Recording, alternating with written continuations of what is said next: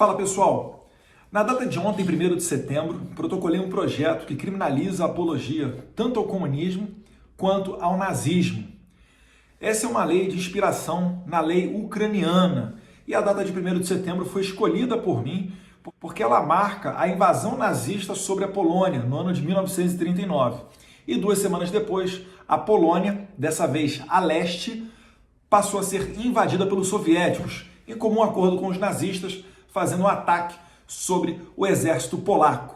Vale retroagir um pouco no tempo para lembrar que a Polônia foi uma pedra no sapato dos soviéticos, mais especificamente dos revolucionários bolcheviques, porque no ano de 1920 ocorreu o milagre de Vístula. Vístula é um rio da Polônia, local que marcou uma reviravolta na marcha que os soviéticos estavam fazendo para, por cima da Polônia, ali implementar o comunismo e depois seguir em direção à Alemanha, onde se juntariam com os simpáticos ao regime bolchevique da Alemanha para tentar implementar ali o comunismo também.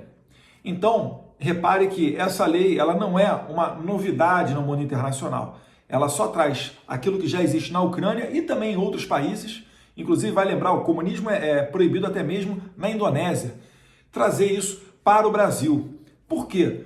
Primeiro, existem razões históricas. A gente acabou de citar uma, mas vale lembrar também que o governo de Joseph Stalin, durante a Segunda Guerra Mundial, se aproveitou para copiar exatamente aquilo que Hitler estava fazendo.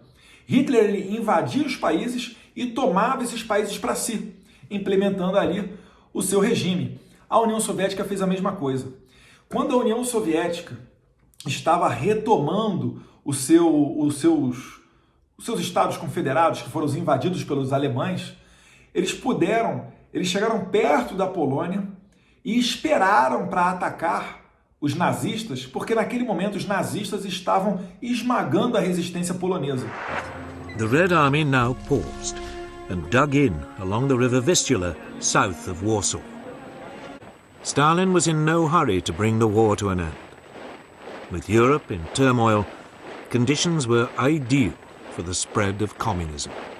The first victims of Stalin's political calculations were the Poles. On August 1st, 1944, the Polish Home Army rose up in Warsaw against its Nazi occupiers. But it desperately needed help.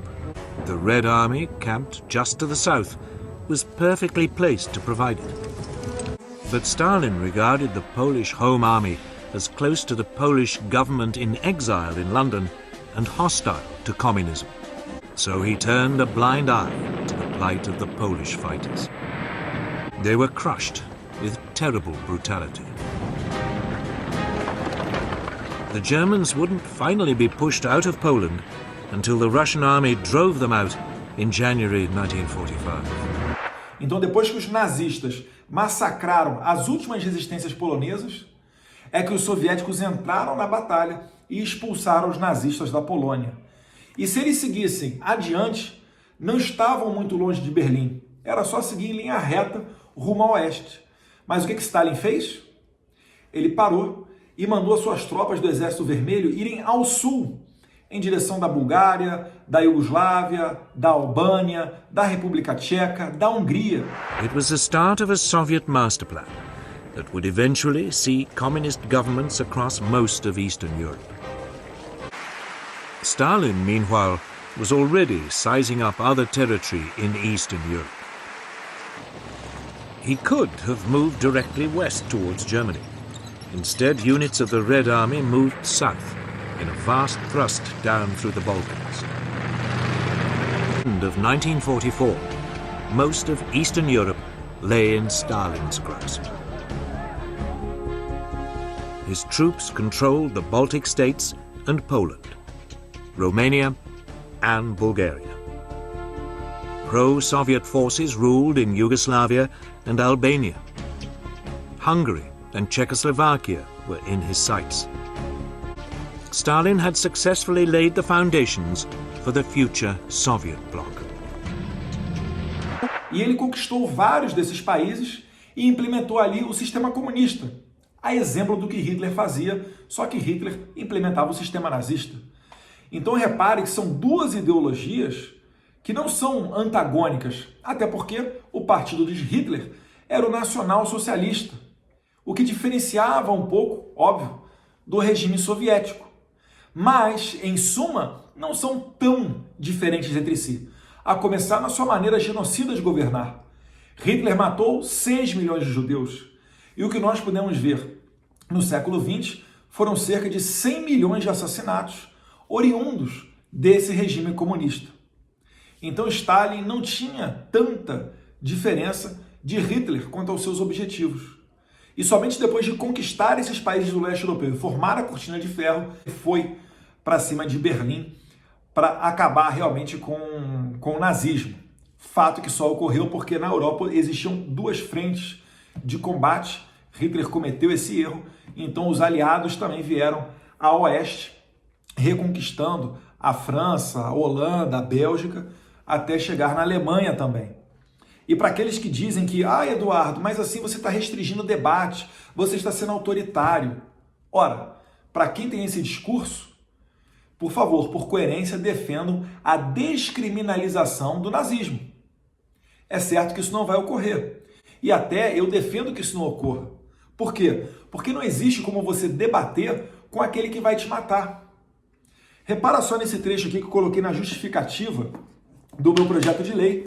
É um trecho do mínimo que você precisa saber para não ser um idiota, né, do Olavo de Carvalho. E diz aqui, na verdade até é um artigo do Olavo de Carvalho escrito para o Jornal da Tarde de 28 de outubro de 1999. Abre aspas. O socialismo matou mais de 100 milhões de dissidentes e espalhou o terror, a miséria e a fome por 1/4 da superfície da Terra. Todos os terremotos, furacões, epidemias, tiranias e guerras dos últimos 4 séculos, somados, não produziram resultado tão devastador. Isto é um fato puro e simples, ao alcance de qualquer pessoa capaz de consultar o Livro Negro do Comunismo e fazer um cálculo elementar. O Livro Negro do Comunismo, ele busca trazer essa quantificação de pessoas que foram assassinadas nos regimes comunistas.